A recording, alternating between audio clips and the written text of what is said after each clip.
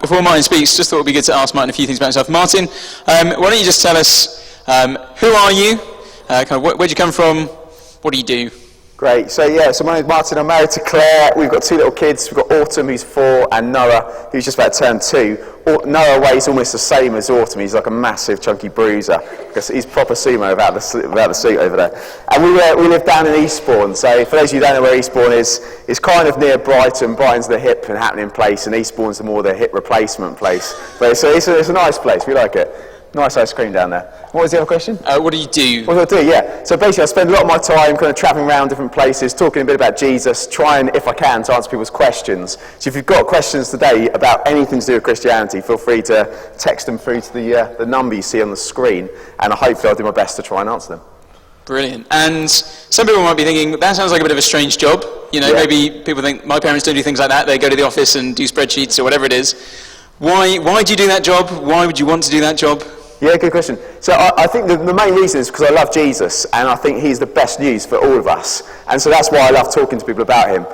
So really, it's really out of an overflow in my heart that I love Jesus. I want other people to know about him. And I want people to see the truth about him as well, because I think so often people have got a distorted view of him and think that to be a kind of Christian, it means you've got to wear the Jesus sandals with white socks and things like that. But my big desire is for people to see the truth about Jesus and see actually he's the best. And what you want and what you need most is actually have him as central in your life. So that's really why I do it.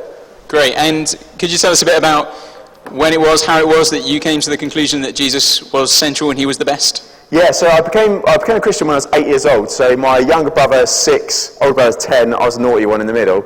And we all went along to a midweek group at our church, and this random bloke, I don't know who he is to this day, came along and he spoke to us. It was a 7 to 11-year-old groups thing going on. And he came along and he spoke to us about Jesus. And he just said really simply how Jesus had died for us, and if we trust him, we could be forgiven. And my mum was one of the leaders there, and she drove us back home. And on the way back, we were just bombarding her with questions about Jesus. And we got back, we sat around the kitchen table, and I just remember crying, and my older brother was, and my younger brother was crying as well. And we all just felt really convicted that we knew not loads about Christianity. We knew we'd done wrong. We knew Jesus had died for us to forgive us, and we knew that if we trusted him, he would make us right with God. And that was really what we knew there. And my mum said, would you like me to pray for you to receive Jesus into your life? And all of us said, absolutely. And all 3 of us became Christians that night. And all 3 of us are still following Jesus to this day. Brilliant, great stuff. Well, we'll be hearing a bit more from Martin in just a second. Just like with the interview that we just had with Julia, this number, you can still text this number at any point during Martin's talk. So if there's things Martin's saying and you think, I've got a question about that, I didn't quite understand that, send a text through. It's all completely anonymous. There are no kind of contacts stored in here, so you won't know who it is. Maybe you've got other questions, things maybe you've got a burning question you wanted to ask, and don't go away without asking it tonight. Just send a text through, and Martin's going to talk, and at the end he'll field some questions as well. And then there'll be an opportunity, I guess, after that still, just to chat with other people, chat with Martin too. So, brilliant. I'll hand over to you, Martin. Thanks very much. Thanks. Great, so this evening, and over the course of the different evenings this week, we're just really going to address some of the massive questions that, if you haven't already asked them in your life, you will ask them at some point. Questions like the one you see on the screen: who should I believe? Other questions like, why do I exist? And what's life really all about? And we're going to consider all those questions and look at how really the Bible gives answers, true answers, to the deepest questions that we've got. And for most of it, you can listen to me. If you fall asleep at any point, just keep looking up at the screen, because you'll be able to catch up with where we're at, because hopefully most things will be coming up there. But I just wanted to start by saying there are loads and loads of big questions that we ask in life. Batman or Superman, which one do you go with?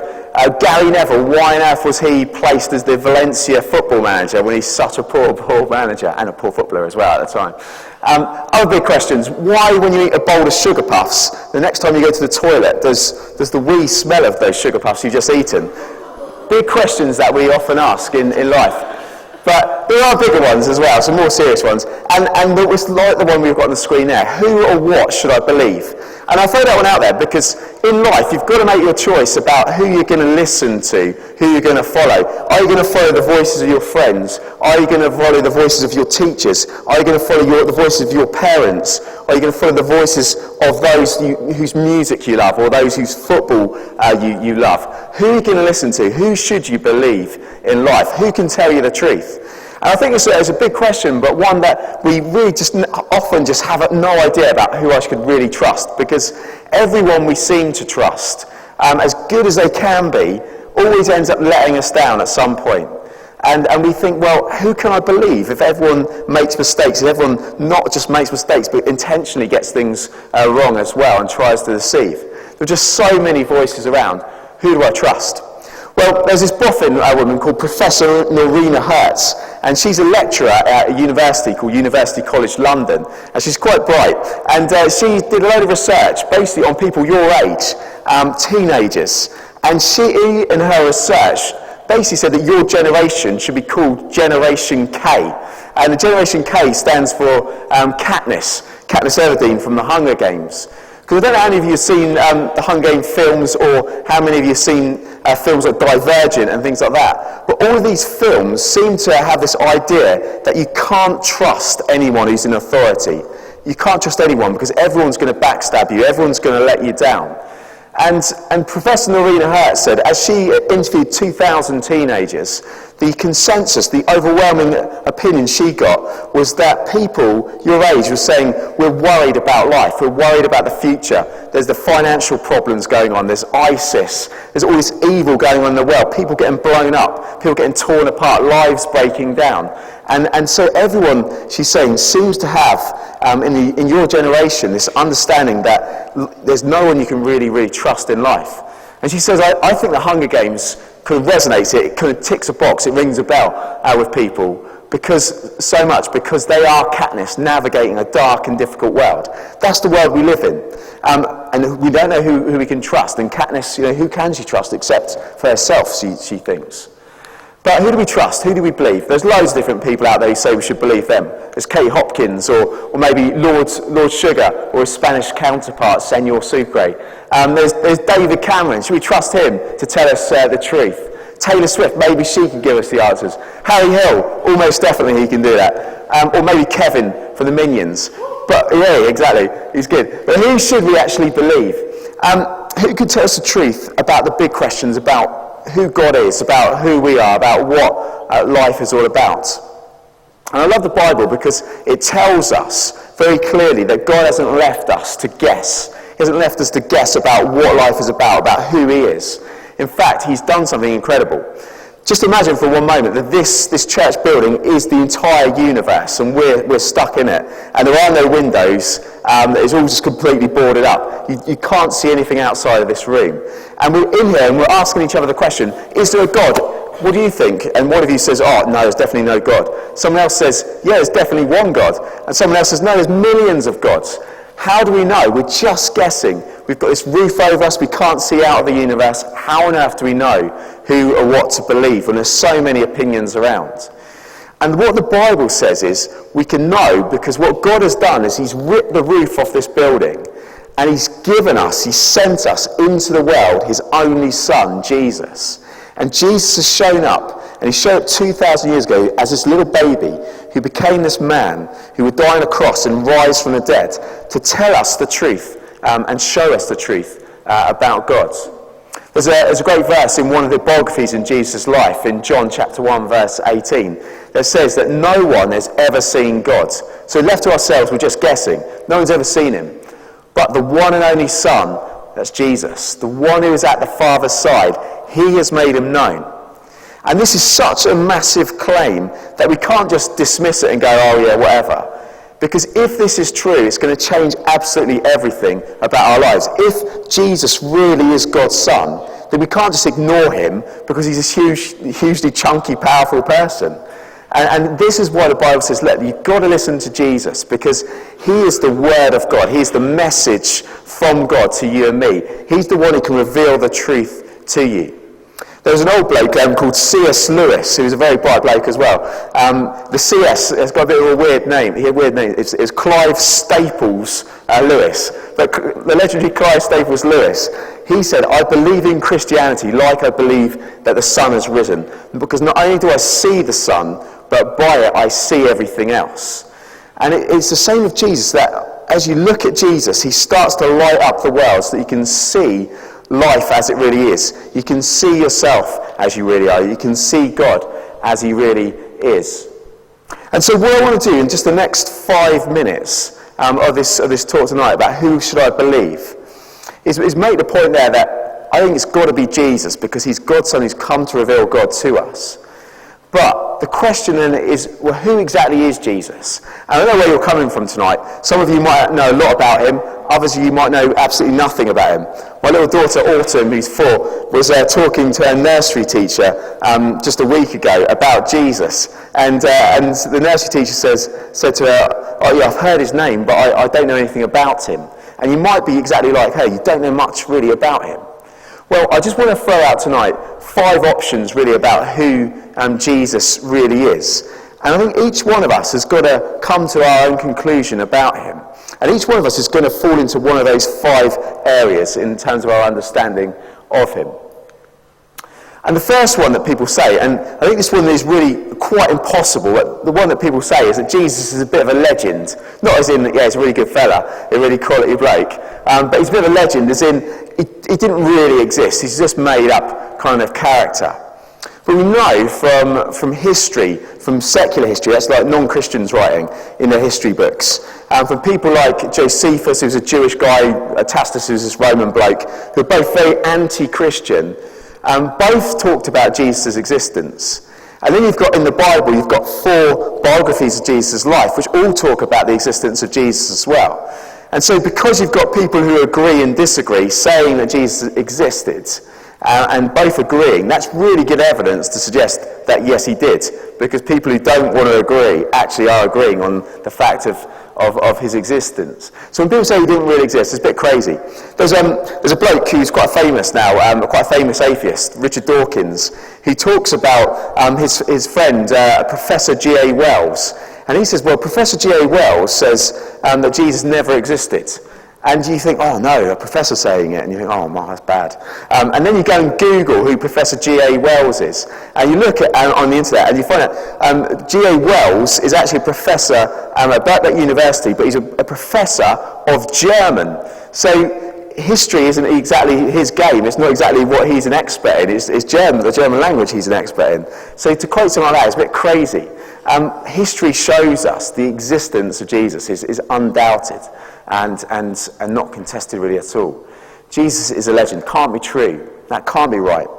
Then other people say, well, secondly, Jesus is just a good man. He's a good guy.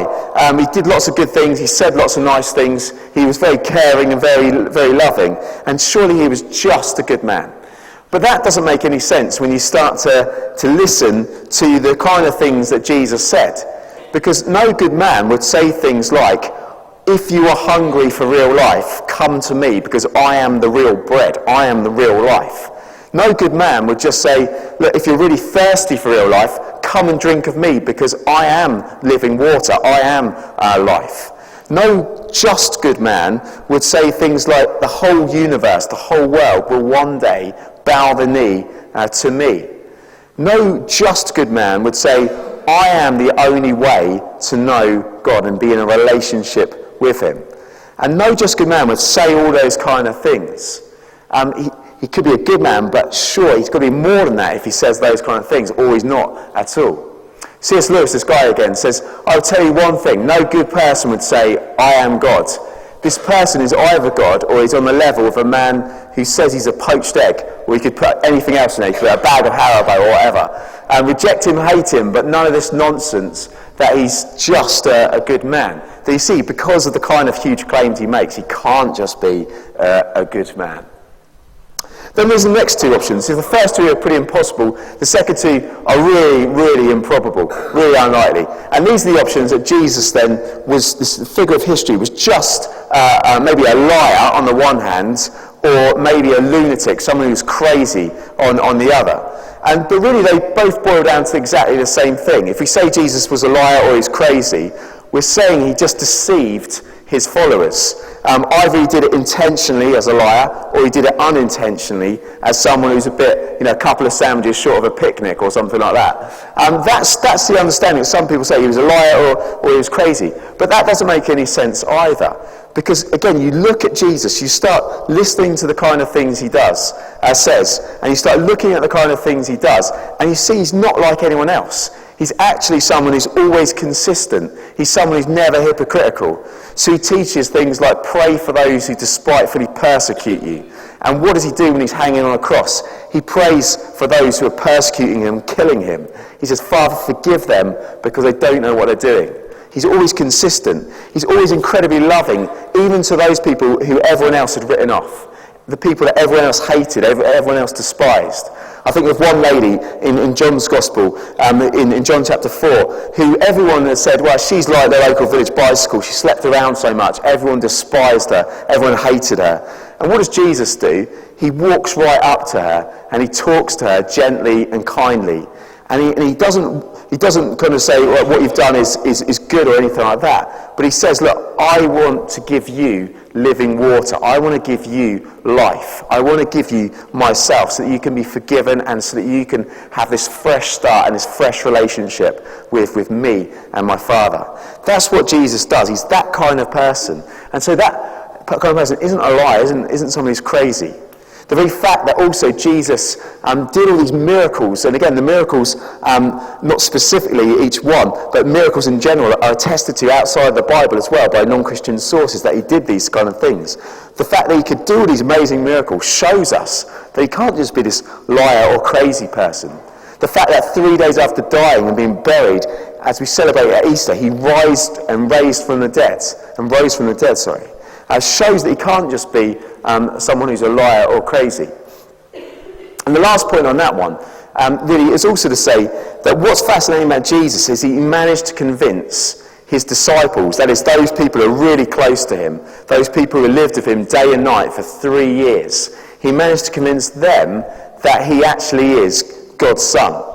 And that is pretty impressive, because if any of you claim to your brothers and sisters who live with you, I am God's son, they would very quickly say, clearly you're not, because you just did this, you just stole there, you've got really bad breath or something, you've just done this terrible thing over there, you just lied, you just backstabbed, you just sent a terrible text to someone, and you quickly get exposed as not really being God's son. And yet Jesus' disciples lived with him for 3 years, day and night, and they were convinced that he never put a foot wrong. He always got things right, always full of grace, always full of truth. And I think that only leads us then to this last option about Jesus. So when we think about who should we believe, I think it's got to be Jesus, because he has shown through his life, through the way he lived, the way he died, the way he rose again, that he really is God's son. He really is the Son of God. And Jesus said, I am the way. So he said there's no other option here. He says, I am the only way. I am the truth. I am the life. No one comes to the Father except through me. And this is great news for all of us, because it means if we trust Jesus, we'll get the truth about life. But not only will we get the truth about life, we'll get him. We'll be forgiven for what we've done wrong. And we'll be known by God and be in a relationship with him. And that's what Jesus is inviting us into. And this week, over the course of this week, you're going to get more opportunities to hear about what Jesus says in relation to a lot of these big questions in life. Who should we believe? Can we really trust the Bible? We'll look at tomorrow. Why do I exist? We'll look at on Thursday. And how can I be accepted was what we're going to look at from Friday. And then on Sunday, how can I change? And we're going to see that this Jesus, this Son of God, this one who's shown himself to be who he claims to be, is the only one who can reveal the truth to you. And he's the only one who we should really trust with all of our lives. That's me done for tonight. I'm going to hand over to Paul for maybe some questions. Hey, nice whistle. Yeah. So if there are any Q&A questions, or see what's coming up. We haven't had any questions come through. But if anyone wants to ask one from the floor, you could do that now. You can just throw a hand up if you want to. Is there a hand at the back there? No? Just stretching. Just stretching. Cool. Okay, well, thanks, Martin. If you've got questions, maybe you didn't get a chance to text, or there's something else you wanted to talk about, Martin will be about. There'll be lots of adults around as well who'd love to chat with you afterwards too. Let me just flag up a few things for you. On your tables, you'll have got, you might see these are Gospels here, called Uncover. These are basically just little biographies of Jesus, stories of Jesus' life. This one is the Gospel of Luke, written by a guy called Luke, who is a doctor and historian. He's taken all the eyewitness testimonies of Jesus and put them together to tell us what happened when God came to earth. And maybe you don't know what you think about Jesus. Maybe you have some of those questions, some of those doubts, those 5 things you're not sure. I really want to invite you to take one of these away. If you've not got a gospel, you've not got a Bible, we'd love you to take these. This is our gift to you. And just read it, open it up. And I reckon a good thing to do is, as you open it up, is just to send up a quick prayer to God. If God's there, and you pray, just say, God, please speak to me through this. If God is there, I trust that he will speak to you. If he's not, you've got nothing to lose. So please do take these away if you would like one and read it. They've got some of these little QR codes here, with those little videos and things you can watch as well as you go through. But also on your table, you've got some little slips. And maybe some of you just thinking you want to know a bit more. If you're interested in knowing a bit more about Jesus, finding out some more, you can fill one of these in. Just put your name and kind of a phone number or an email address on there. And it says there's 4 options. I'd like to read Uncover with someone. So maybe you think, I'd like to read a bit of the Bible, but it seems quite difficult. I don't know really how to do it. Really love to meet with someone to do that. We'd love to do that. So if you'd like to do that, do give that a tick. If you just like a chat with someone, you can talk more with someone. You could do that tonight or maybe another time. If you're interested in coming along to church, we'd love to have you along. Do come along Sunday night when Martin's going to be speaking. Our youth group for year 9 to 13 normally meets before the service in the stables across just on the other side of the vicarage here at 6:30. We'd love you. I know some of you guys are a bit younger. We'd love you this week to come and join us at 6:30 anyway, and then come over for the evening service to hear Martin speak. But if you'd like to come to church, want to know a bit more about that, give that a tick. Or if you're just interested in getting along to a youth group, you think, I'd like to find out a bit more, some people my own age, you can tick that and we'll be in touch with you. Or maybe you've just got a couple of comments, some questions, or you think, I'm not sure I know much about any of this, but I'd like to tell you what I thought was good and bad about this evening. You can just write that on there. When you're done, just leave them on the table, we'll collect them in. So basically now, guys, you've got loads of time now. We've still got about 45 minutes left of the evening. We'd love you to stick around. Do chat with people. Ask questions if you've got questions. And do please keep using the sumo suits. Go on the slide. Help yourself to more drinks. And use all this stuff. And do come back tomorrow. Like Martin said, he's going to be talking about, can I trust the Bible? A big question. Maybe you're Christians. Maybe you get asked that question at school. Maybe you're a bit unsure yourself. So come back tomorrow and find out more about that. Thanks, guys. Cool.